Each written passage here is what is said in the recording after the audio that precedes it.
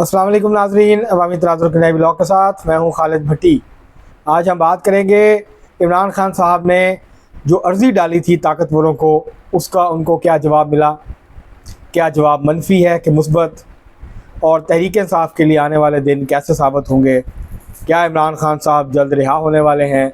इन सब सवालों के जवाब तलाश करने की कोशिश करेंगे आज के इस व्लॉग में। इससे पहले कि हम आपको तफसीलात फराहम करें, आपसे गुजारिश है कि अगर आपने हमारा चैनल अवामी तनाज़ुर अभी तक सब्सक्राइब नहीं किया, उसको सब्सक्राइब कर लें। आपको व्लॉग पसंद आए इसको शेयर करें, लाइक करें और महज़ब अंदाज से अपनी राय का इजहार करें।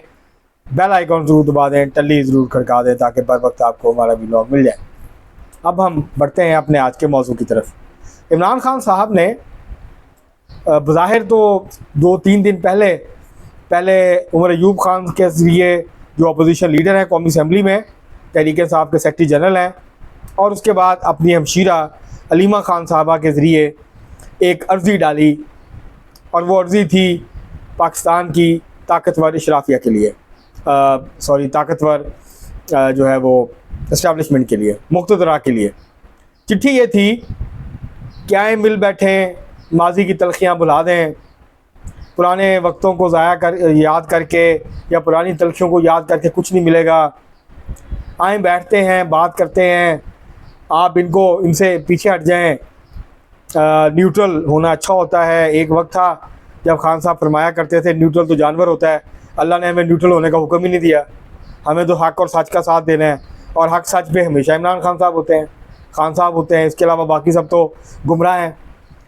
तो ये अर्ज़ियाँ जो हैं वो डाली गई, लेकिन असल में ये सिर्फ मीडिया की टेंशन के लिए था कि जी शायद खान साहब अपने पार्टी रहनुमाओं के ज़रिए बातचीत कर रहे हैं, और उनके जो अर्ज़ी है कि जी बस माफ़ी तलाफ़ी करें, बस ख़त्म करें, बहुत हो गया है, तहरीक इंसाफ पॉपुलर है, इमरान खान साहब इस मुल्क के सबसे मकबूल लीडर हैं, उनके मुकाबले में कोई खड़ा नहीं हो सकता।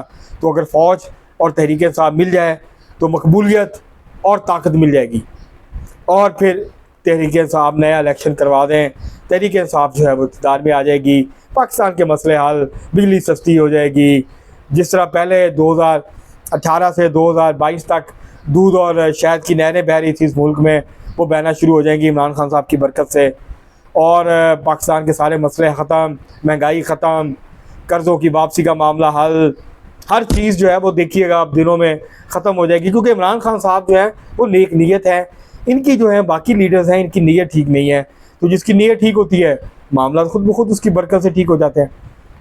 तो ये जो है वो खान साहब ने जो है वो बातें की, ये मीडिया पे डिस्कशन हुई, आज अब भी हो रही है, लेकिन असल में पसे पर्दा मुज़ाकरात, पैगाम रसानी असल किसी और के ज़रिए हो रही थी, और वो पाकिस्तान फ़ौज के एक सीनियर रिटायर्ड ऑफिसर हैं, उनके ज़रिए GHQ के साथ या फ़ौज की आला क़यादत के साथ रब्ता किया गया। वो उन्होंने परस्यू करने की कोशिश की, उन्होंने इस बात पे कन्विंस करने की कोशिश की मौजूदा इस्टेब्लिशमेंट को, फ़ौजी क़यादत को, कि जी आप इमरान खान साहब को माफ़ी दे दें, इमरान खान साहब के साथ हाथ मिला लें, उनके साथ मामला तय कर लें, वो पाकिस्तान के मकबूल लीडर हैं, और उससे ये है कि वो जो उनकी मकबूलियत है, इससे आपकी जो साख ख़राब हुई है ये साख फ़ौज की दुरुस्त हो जाएगी।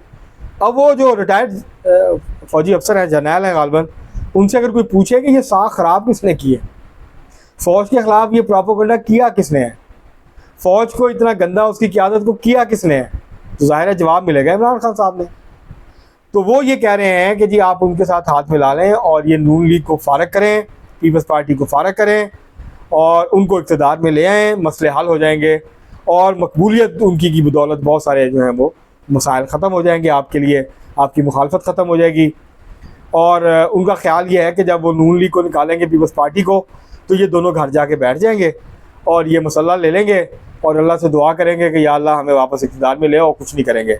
ये वो नहीं करेंगे जो इमरान खान साहब ने किया है। इमरान खान साहब ने रास्ता दिखा दिया है, अगर लचक दिखाई जाती है और मामला तय किया जाता है। मैं ज़ाती अपनी राय में ये समझता हूँ कि एक सियासी, अगरचे उसका तर्ज़ अमल एक सियासी जमात का नहीं है, उसको जमहूरियत और आइन से भी कोई ख़ास दिलचस्पी नहीं है, लेकिन इसके बावजूद हज़ारों लोग हैं, लाखों लोग हैं जो तहरीक इंसाफ के साथ वाबस्ता हैं, और इसलिए किसी भी सियासी जमात को मौका मिलना चाहिए कि वो आइन और कानून की हदूद में रह के सियासत करे, वो अपना पैगाम लोगों तक पहुँचाए। झूठ नहीं होना चाहिए, उसमें प्रोपेगेंडा नहीं होना चाहिए, साजिश नहीं होनी चाहिए, सीधी सीधी सियासत होनी चाहिए, नज़रियात की बात करनी चाहिए, अपने प्रोग्राम की बात करनी चाहिए, अपने मंशूर की बात करनी चाहिए, अपना जो विज़न है वो लोगों के सामने रखना चाहिए। लेकिन यहाँ क्योंकि इस तरह की सियासत नहीं होती, यहाँ तो ताकत की सियासत होती है, साजिशें होती हैं और गठजोड़ किया जाता है और फिर मामला तय करके जो है वो अंदरूनी खाना फिर लोगों को कुछ और मैसेज दिया जाता है।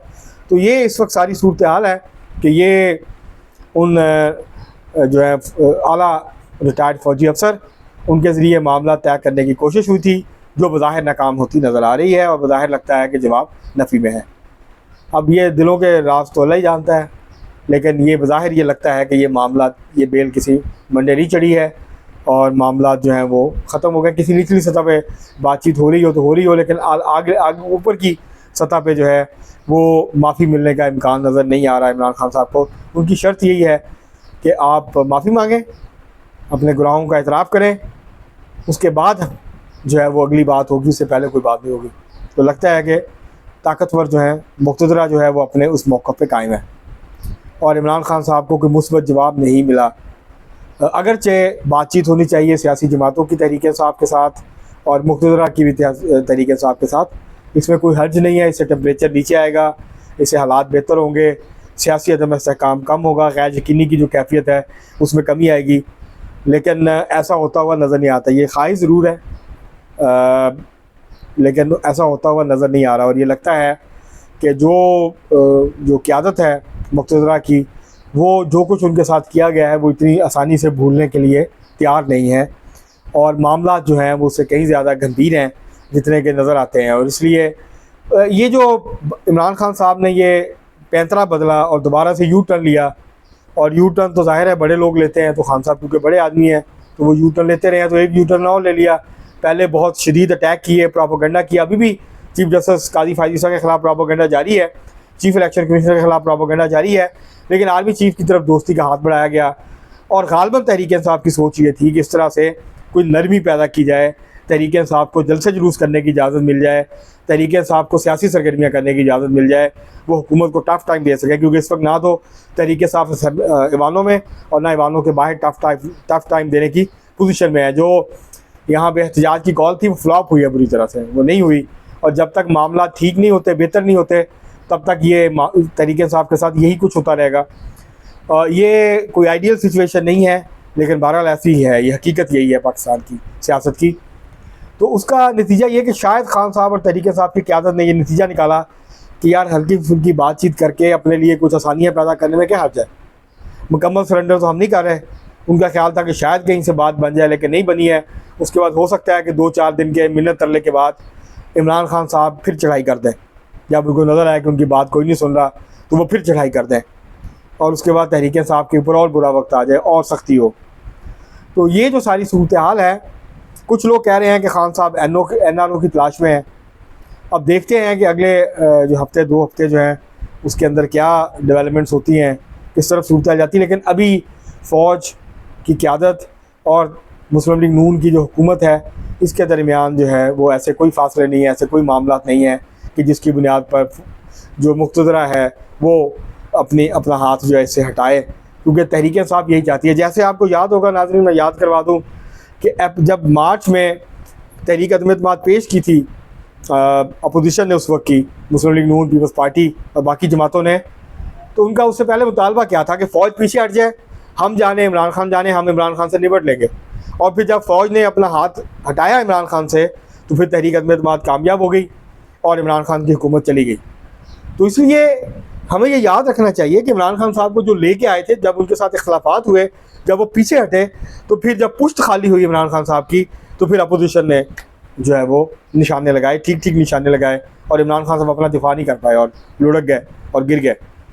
तो यही इमरान खान साहब चाहते हैं कि अब इस्टेब्लिशमेंट मुक़्तदरा पीछे हटे और नून लीग की पुश्त खाली हो हुकूमत की, फिर तहरीक इंसाफ निशाने लगाए, तो फिर निशाने सही शायद लग सकते हैं।